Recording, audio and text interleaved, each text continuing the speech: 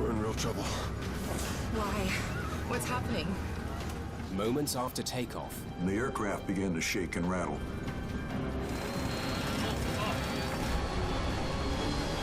We're going down, Larry. I know it. a 737 plunges into the frozen Potomac River. I thought I was going to die in that airplane that day. A Washington news team captures breathtaking video. It's not fair. This woman's gonna die right in front of us. The images shock the nation. With limited evidence to go on, That don't seem right. The reporter doesn't tell you anything about the engines. Forward. investigators need to try something new. Forward. Lose the crew voices. They turn to an ingenious plan to solve the mystery of Air Florida Flight 90. He should have trusted his instincts. Mayday, Mayday.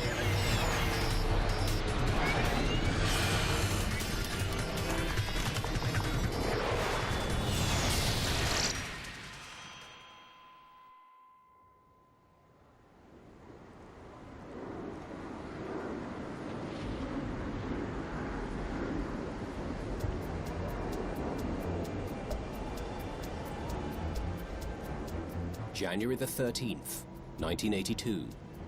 Planes at Washington's National Airport are snowed in. The weather conditions that day in Washington, D.C., and particularly out at National Airport, were very difficult. It was snowing, and it was cold. It was down around 24 degrees Fahrenheit. It was a rather miserable day, and as the day progressed, the snow increased. It's 2:15 p.m.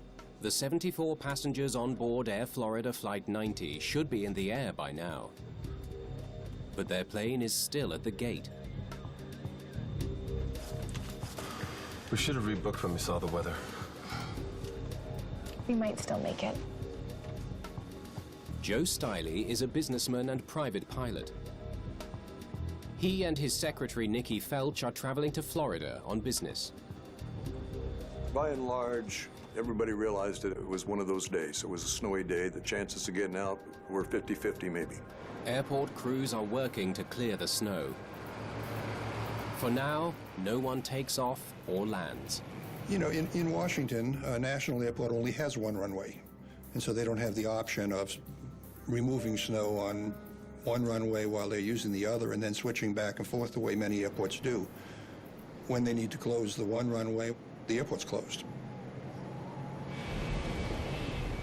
Flight 90 is commanded by Captain Larry Wheaton. 60 degrees in Tampa and we're stuck in a snowstorm. Definitely be good to get home. His first officer is Roger Pettit. Florida is home for both men. We know passengers hate delays. They just hate them. Well, the pilots hate them too, and the air traffic system hates them, because it's just a massive inconvenience for everyone. Also on board, Bert Hamilton, a purchasing manager from Maryland. He's heading to Tampa on business. Priscilla Tirado is moving to Florida to start a new life with her husband Jose and their infant son.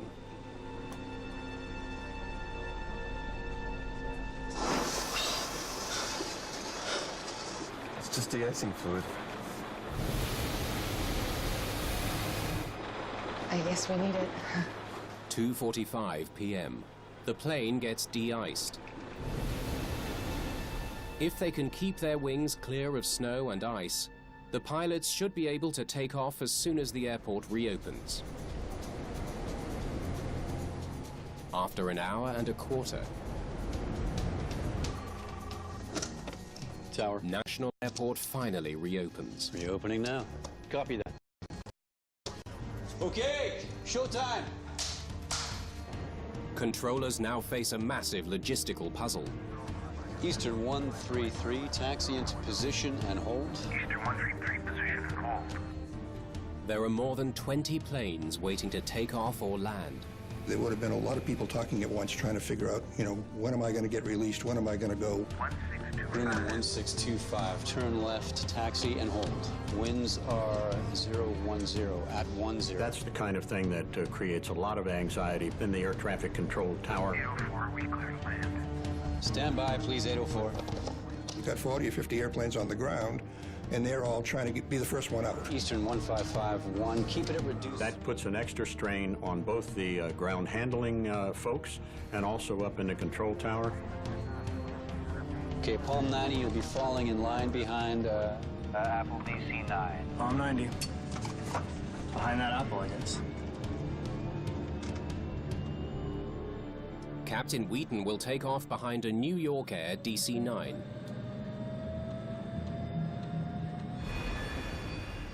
As the Air Florida 737 taxis to the runway, flight attendant Kelly Duncan makes a final cabin check.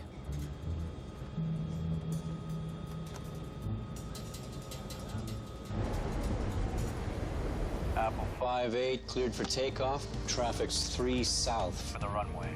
Apple 58, takeoff. I think we might get to go here in a minute. Ought to get to work.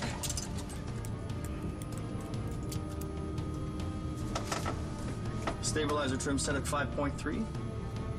Set. EPR all the way to 204. Set. 556. Cleared to land. Clear to land, 556. A Palm 90, taxi into position. And be ready for an immediate takeoff. Palm 90. Ladies and gentlemen, We've just been cleared on the runway for takeoff. Flight attendants, please be seated. We got something over the loudspeaker from the crew indicating that we were scheduled for departure. I thought we might never get out of here.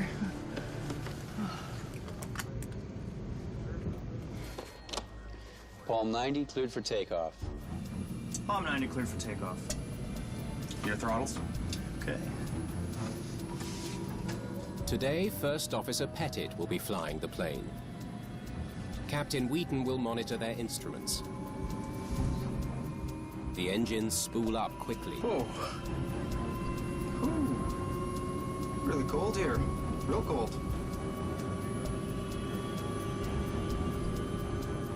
The plane soon has enough power to accelerate down the runway.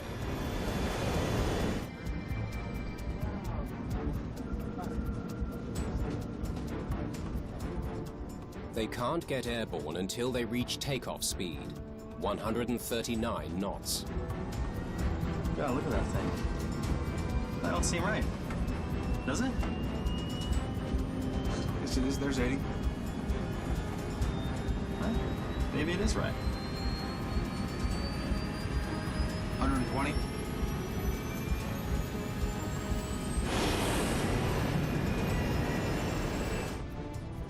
Joe Stiley is a pilot who's familiar with this airport. He can tell that something's wrong. I got real nervous about halfway down the runway.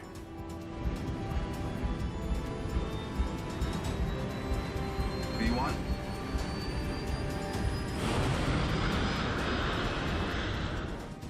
When the plane lifts off, Stiley's sense of doom gets worse. When we got airborne, almost instantly it was clear that that aircraft was not flying normally. And I turned to Nikki and I said, we're in real trouble. Why? What's happening? All of the dishes, cups, glasses that were in the galley started to rattle, shake, and make a very loud noise.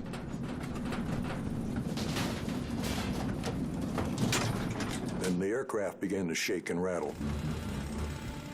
The stick shaker activates, warning the pilots the plane is losing lift. Easy. Captain Wheaton urges Pettit to push the nose of the plane down, a key step for regaining lift. Forward. Forward.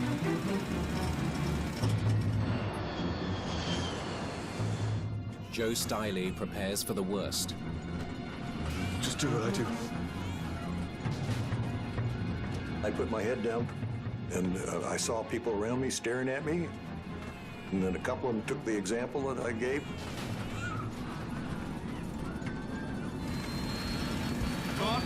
Forward. Forward. Up. Barely climb.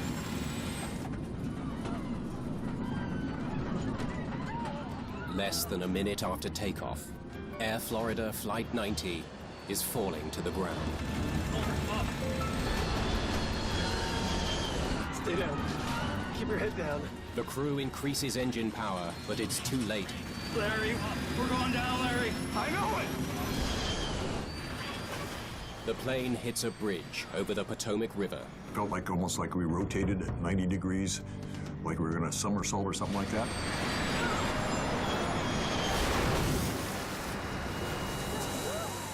And then we hit the water. And that was a real impact, much greater than the one with the bridge. And I felt myself blacking out. I thought I was going to die in that airplane that day.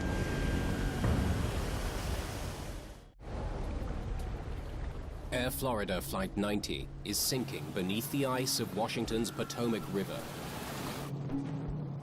When I regained consciousness, I was actually sitting upright in my seat, and the water was starting to come into my mouth and nose. I had a broken foot, broken ankle on both sides. So I got my leg loose. Then I did the same thing to Nikki's right leg. I got her out of, she had a summer problem. And I just pulled her by the hand and started heading aft and went over the seats behind me. Of the 79 people on board, 6 escaped from the shattered wreckage and reached the surface. I knew I was out of the aircraft when it ceased to be totally black.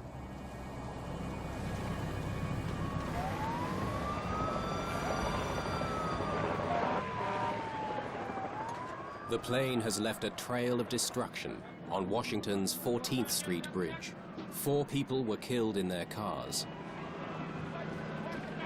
4 more were seriously injured as the 737 slid from the bridge into the river below.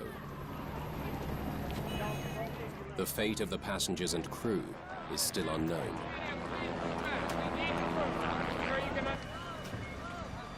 Word of the disaster soon reaches news cameraman Chester Panzer. The assignment desk called on the radio and said, "We heard something about a small plane crash at National Airport." Come in, Chester. You there? There's been a crash at National Airport. We want you to check it out. I started speeding down the highway. By the time Panzer arrives at the crash site, rescue teams are already at work, including a helicopter from the U.S. Park Police. We grabbed our gear out of the trunk. We could hear a helicopter faintly in the distance. We connected our umbilical cable from the camera to the recording deck. We could see a flashing light. And I started rolling. And the first thing I saw was someone being loaded into an ambulance. It's Bert Hamilton, the purchasing manager from Maryland. He's the first passenger rescued from the Potomac River. The rest of the survivors are still battling the icy waters. Flight attendant Kelly Duncan reaches for the rescue line. Beside her, wearing a life vest, is Secretary Nikki Felch. Priscilla Tirado has lost her baby and can see no sign of her husband. She clings to businessman and private pilot Joe Stiley. Once I surfaced there, I looked around, and that airplane was gone, except for this little piece of it that I was holding on to. Barely visible to the camera is one last survivor, Arland Williams. He's badly tangled in the wreckage and urges the others to take the lifeline first. There was a fellow who was strapped into his seat right in front of us who couldn't get out because a bunch of cables and things like that had gotten around him, and he was just wired in place there. And then I turned to Nikki and I said, "I'm all broken up and I know I can't swim. My legs aren't working." There was a big gaping hole in the ice with big cracks, and it looked like someone had taken a baseball, thrown it through a window. I looked up and there were probably, it seemed like 10,000 people up on that bridge and along the sides of it looking at us. And we were out there freezing to death. All those people standing up there and nobody could do anything. The river is near freezing and filled with thick ice. It's too dangerous for rescuers to enter the water. Panzer keeps rolling as the helicopter lifts a second person from the river. It's flight attendant Kelly Duncan. She was holding on, and the helicopter was just flying her in.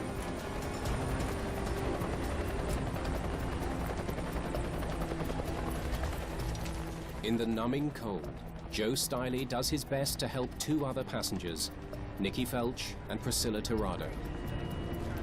I had Priscilla in a kind of an arm lock on this side, and I had Nikki on this side, but this arm wasn't working very well. And the helicopter began to pull us away into the water. I lost Nikki almost instantly because this whole arm just was dysfunctional.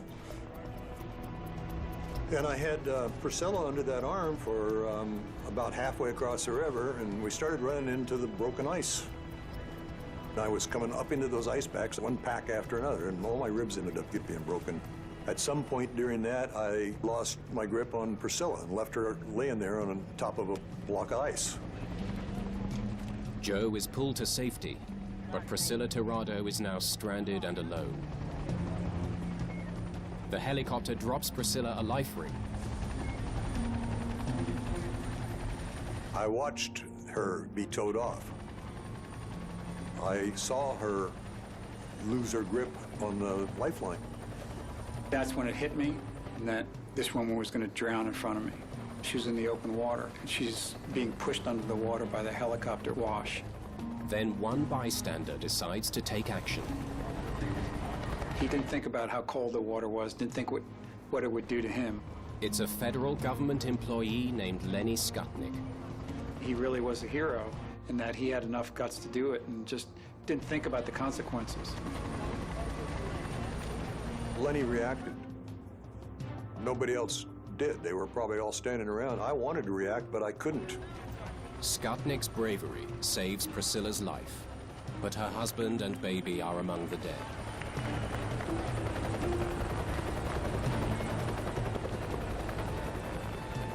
And the paramedic reaches out and grabs Nikki Felch and just grabs a hold of her, hoists her up onto the skid the best he can. And he's not even secured into the helicopter. He's basically balancing himself, so it's pretty amazing.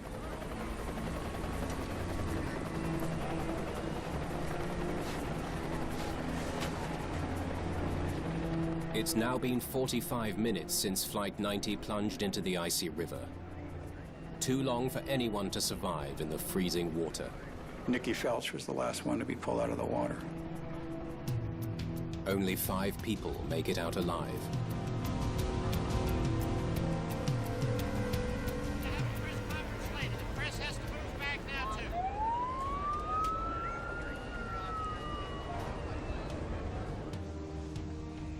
Within hours, NTSB investigators are on the job. Flight 90 has crashed a little more than a kilometer from the runway. The location tells investigators the plane didn't gain much altitude, but little else.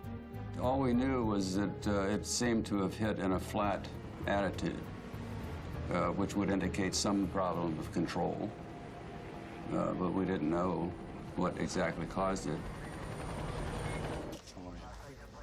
Yeah. At the airport, they gather as much information as they can.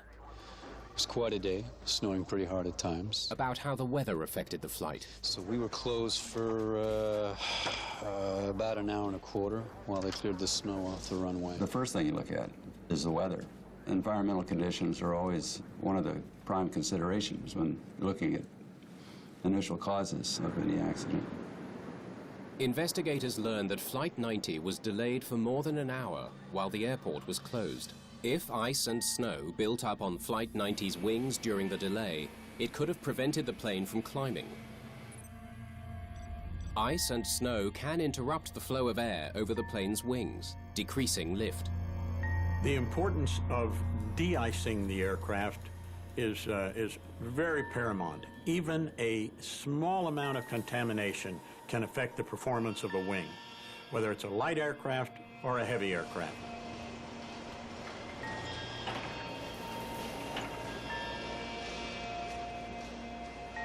They examined de-icing records from the day of the crash.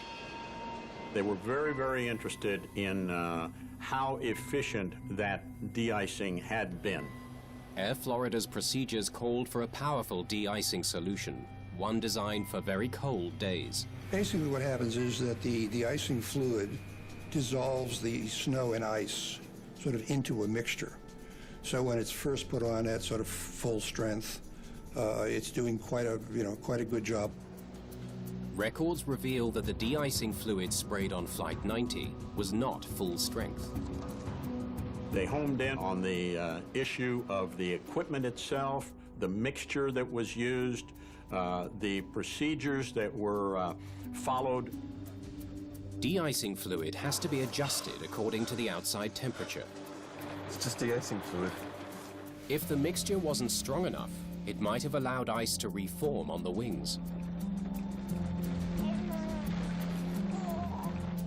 Want to pass me that weather data, please? Investigators study temperatures recorded at the airport during the long shutdown. They find that the fluid used should have worked. They figured they'd go right behind. Though it wasn't full strength, the mixture was strong enough for the temperatures recorded on the day of the crash. Sloppy work, but shouldn't have caused the crash. Other aircraft did depart, which means that things were successful in other jetways. What was wrong with this particular aircraft that caused a crash?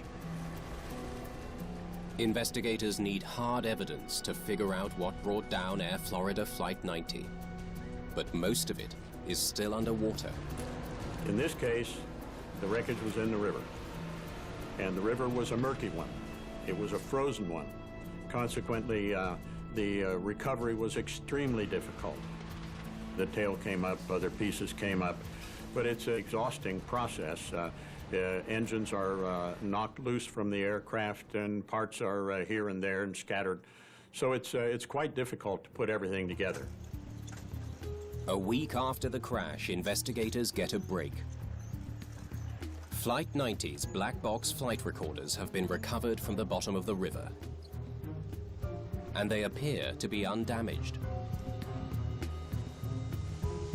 In 1982, the Flight Data Recorder, or FDR, captures only a handful of parameters about the performance of the plane. But it's enough to give NTSB investigator John McAdle a vital clue. Let me know when that's ready. It told us the altitude and the time, and so you knew how long it rolled down the runway before it lifted off. Flight 90 takes 45 seconds to get airborne, 15 seconds longer than usual. Takeoff was very slow. That don't seem right, does it? It took a long time to accelerate. It's got to be something about their engine power. The plane eventually had enough power to reach liftoff speed. B1.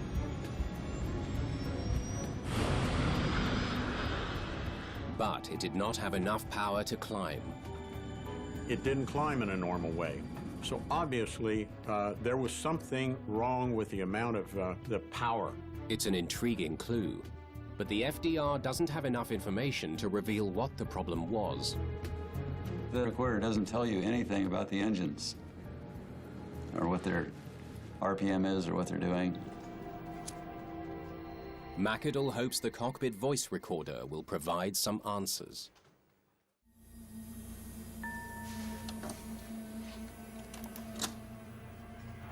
Boy, this is bad. It's probably the worst snow I've seen. The pilots of Flight 90 comment on the wintry conditions as they taxi in line behind a DC-9. It's been a while since we were de-iced. Tell you what, my windshield will be de-iced. Don't know about my wing.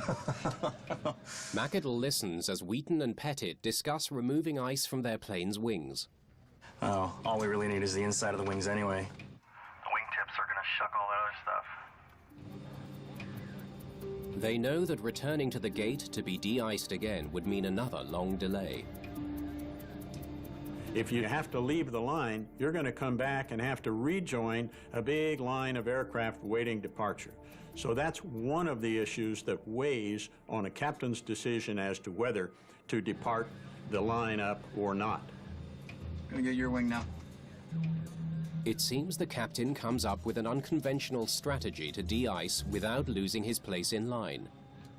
He maneuvers his plane into the exhaust streaming from the DC-9 in front of them. They pulled up in back of another aircraft, a DC-9, thinking that they might be able to warm up and blow off their aircraft. The DC-9's engines expel a 100-kilometer-an-hour blast of 300-degree heat. Did they get yours? Can you see your wingtip? I got a little bit on mine. A little? This wing's got about 1/4 to 1/2 inch on it. All the way. It's a disturbing conversation. One that suggests these pilots were experimenting with an unofficial procedure. But so far, McAdoo has heard nothing that explains a loss of engine power. Your throttles? Okay.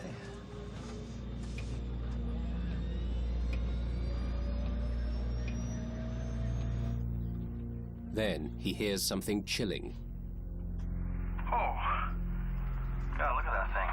While the plane is speeding down the runway, the first officer tells the captain that he suspects there's a problem. That don't seem right. Does it? Yes, it is. There's 80. But the captain convinces him nothing is wrong. Huh? Maybe it is right. I think he felt that they weren't accelerating very quickly. You can feel acceleration in your back, you know, when you're an experienced pilot, you know, you've done this 1,000 times. You know, if you're not moving as quickly as, you know, it's really a feel thing. Something's not right.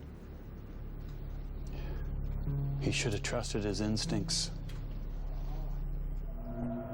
Yeah, let me hear that again. Investigators wonder if the pilots made any other mistakes. Palm 90, taxi to position and be ready for an immediate takeoff. I think we'll make it to go here in a minute. Thought it could work. The amount of power, or thrust, needed for takeoff is different for every flight. It has to be adjusted for the weight of the plane, the length of the runway, and the weather conditions. Stabilizer trim set at 5.3. Set. Investigators hear the first officer set a target, or bug, to remind him what that amount is. EPR all the way to 204. Set. Perhaps the first officer set his target too low for the plane's takeoff weight. If he did, it could explain why the plane gained speed so slowly. V1. And why it didn't have enough power to climb.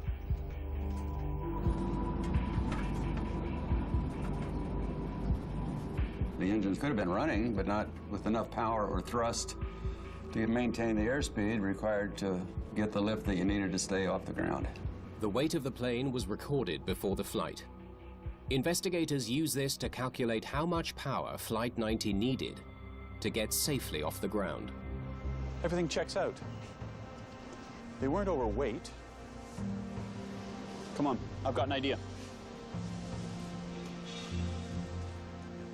With little data from the FDR, McAdoo comes up with an unusual way to analyze the power coming from Flight 90's engines. I don't recall it ever being used in any other accident or available for any other accident.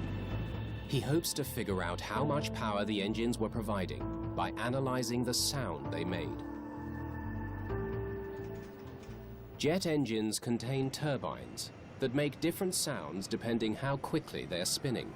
When the engine needs more power, the turbine spins faster, and the frequency of the sound changes. You ready to go? Yeah. The sound of Flight 90's engines should tell McAdoo how much power they were generating. And thanks to the unique design of the 737, with its engines mounted close to the cockpit, he already has a recording of the sound he needs. It's unique in that the sound of the engines is recorded in the background on the cockpit voice recorder. They play back the cockpit voice recorder in a soundproof room. 120.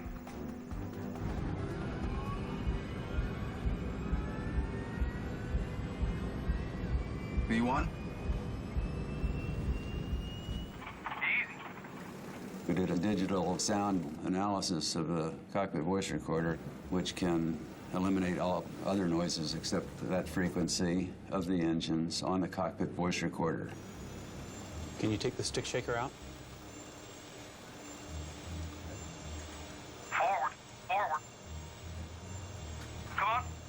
Lose the crew voices. Forward! Forward! The technician eliminates the other sounds in the cockpit one by one, until all that's left is the sound of the engines.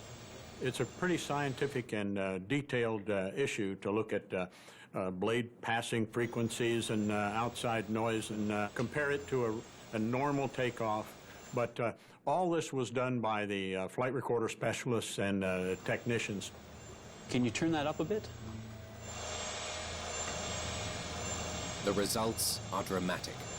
Those engines sure ain't at full power. The sound analysis indicated that the engines were running at a speed that would produce about 70% power. What this means basically is that the aircraft was taking off with about 1.5 engines. Investigators now know that the Boeing 737's engines weren't running at full power during takeoff. What they don't know is why.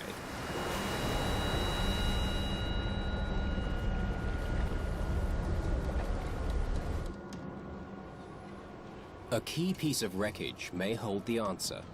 It's the engine pressure ratio gauge, or EPR, which is connected to a sensor at the front of the engine. It measures the increasing pressure of air passing through the engine to calculate thrust. Your throttles? Okay. The gauge tells pilots when they have enough power to climb. If it was malfunctioning, it might have given the crew a faulty reading. It's a real-time physical indicator of thrust. The first officer had doubts about the EPR gauge. God, look at that thing. That don't seem right. Does it? But the captain made the mistake of focusing only on his speed. Yes, it is. There's 80. Huh? Maybe it is right. A close examination of the EPR gauge reveals something strange. Can't be right. The needle of the gauge is frozen in its final position, and it's displaying an impossible reading. They indicated the engines were producing more power than the engines were capable of producing. That was a huge red flag. Your throttles? It now seems likely that the gauge was showing the wrong reading throughout the short flight. The question is, why? Pilots were seeing more power than they were getting, so what would have caused that? Here. Investigators begin to suspect that the weather may have played a role in the accident after all. They focus on the EPR sensor at the front of the engine. If the tiny sensor was blocked with ice and snow, it might have sent incorrect data to the cockpit. I think we're going to need another plane. McAdoo has no hard evidence that the sensor was blocked, but he decides to follow a hunch. I got a hold of another 737 because I already suspected the engine pressure ratio gauges. He uses a piece of tape to simulate the effect of ice blocking the engine sensor. He recreates the actions of the pilots on the day of the flight. Okay, start her up. And he records the sound of the engines from inside the cockpit. Keep throttling up. He increases power until the engine gauges match the target set by the crew of Flight 90. Got it. Let's see if I'm on the right track. Blocking the sensors on the test flight should create the same reduction in engine performance as on Flight 90. Both engines should sound identical. Okay, let's see what we've got.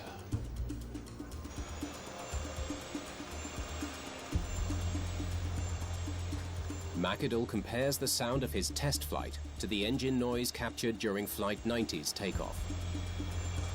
That's a perfect match. So I concluded that both engines were blocked with something, probably ice, but they were blocked. And the pilots were reading what was required for engine thrust, but that's not what they were getting. Investigators are convinced the crew failed to give the engines more power because the iced-over sensor led them to believe they already had enough. By the time they realized their mistake, there was no way to stop the crash. They did apply full power, but that was only about 5 seconds before impact. It was too late. The 737 has an engine anti-icing system that uses heat to keep the sensor clear of ice. Stabilizer trim set at 5.3. Set. EPR all the way to 204. Set. Anti-ice. Off. Ladies and gentlemen, we've just been cleared on the runway for takeoff. Unbelievable. Flight attendants, please. One of the worst snowstorms, and they have their anti-ice turned off. The investigators found that to be astounding, that they had replied to anti-ice, engine anti-ice, with a rote answer of off, and that both people accepted that. It seems the two Florida-based pilots were following their usual warm weather routine. Off. They were in the Florida mindset. They weren't in the cold weather scenario mindset at that moment when that call out and reply were made in the cockpit. But McAdoo still has a question. A 737 is designed to take off with just one working engine. Even with the reduced power, Flight 90 should have been able to get off the ground. There was still a problem because the aircraft was designed to take off with one engine after it reaches a certain speed, which it did. So there had to be something besides the engine power. Investigators study the pilot's records. They learn Captain Wheaton has a history of mistakes. Huh. What have we here? Captain Wheaton. Look at all the unsatisfactories. He's been reported more than once for failing to follow procedures, especially during takeoffs and landings. Unsatisfactory adherence to regulations, checklist usage, pre-flight, unsatisfactory, flight procedures, unsatisfactory. The captain's history of poor decision-making helps explain his unusual maneuver on the taxiway. What they really did was get some warm air on a part of the leading edge of the wing, and any snow that was clinging to it ran back as water and refroze as ice. Did they get yours? Can you see your wingtip? I got a little bit on mine. A little? This wing's got about 1/4 to 1/2 inch on it all the way. Consequently, they did a lot more harm to their aircraft. Investigators believe the ice on the wings degraded the plane's performance only slightly. When combined with low engine power, though, it was enough to rob the pilots of the lift they needed to climb. The only remaining question: why was the crew willing to take such a dangerous risk? It's been a while since we were de-iced. Tell you what, my windshield will be de-iced. Don't know about my wing. Investigators believe the inexperienced pilots may have underestimated the dangers they were facing. There was AirFlorida. Neither pilot was real used to flying in snow or, wintertime conditions. Oh, all we really need is the inside of the wings anyway. The wingtips are gonna shuck all that other stuff. The captain had, I think it was 8 takeoffs in that kind of weather. The first officer who was going to make the takeoff as a pilot flying had 2 experiences. So regarding the ability of the flight crew to understand all the ramifications of the existing environmental conditions, they were literally unqualified. The pilots' poor judgment and inexperience proved to be a deadly combination when they confronted the vicious snowstorm in Washington. The captain knew things were wrong. He didn't want to stay there in Washington. He wanted to get out of town. B1?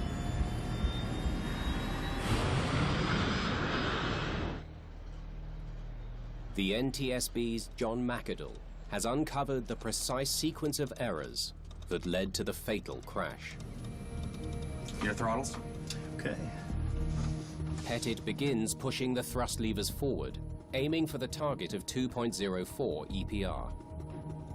Because the EPR sensors are blocked with ice, the gauge shoots up quickly and gives the crew a false reading. Oh.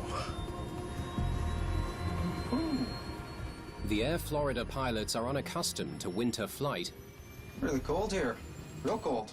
And attribute the unusual engine behavior to the cold. We hear the co-pilot articulating concern. God, look at that thing. That don't seem right, does it? And yet it's not acted upon by the captain. Yes, it is. There's 80.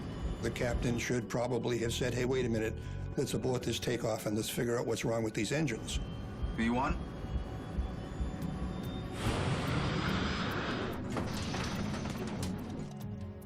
Seconds after liftoff, the stick shaker activates, warning the pilots that they are losing lift and beginning to stall. The first officer tries to regain lift. Forward, forward. But with ice on his wings, it's impossible to recover. If they had applied power about 10 seconds earlier, they could have flown through it. We're going down, Larry. I know it.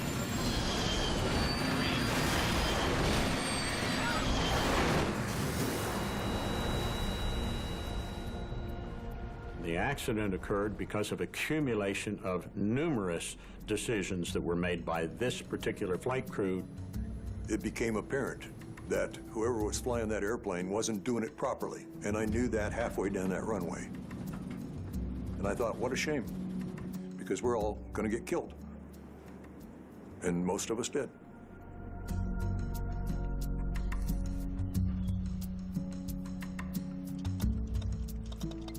On January the 13th, 1982, a series of errors by the pilots of Air Florida Flight 90 left 78 dead, 5 survivors, and 1 hero.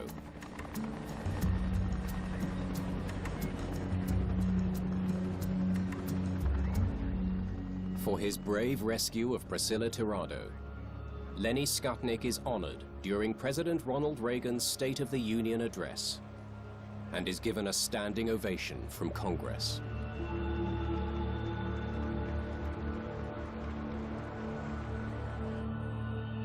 In honor of the man who died during the rescue, Washington's 14th Street Bridge is renamed the Arlen D. Williams Jr. Memorial Bridge. The Air Florida disaster was a wake-up call for better flight safety in winter conditions. There were so many things that the pilot community was able to learn from this accident. After the Air Florida accident, you simply do not take off if you have any contaminant on your wings. It's almost unheard of to try that. In the aftermath of this accident, northern airports around the world improved de-icing facilities so that pilots can de-ice near the runway just before takeoff. Powerful technology now clears runways faster, helping airports avoid long delays after a heavy snowfall. Today we've got this new multifunction equipment that's got brooms and blowers and plows all in one big $1 million piece of equipment. Since the Air Florida disaster, pilots and regulators better understand the risk of winter flight. Unfortunately, it took the Air Florida accident to bring a lot of focus on this issue. Icing has been with us since Lindbergh, who iced up as he went across the Atlantic, and it will continue to be with us as we proceed in the future. How can witness statements about a violent argument help experts solve the mystery of Britain's worst air crash? Air Crash Investigation is back after the break.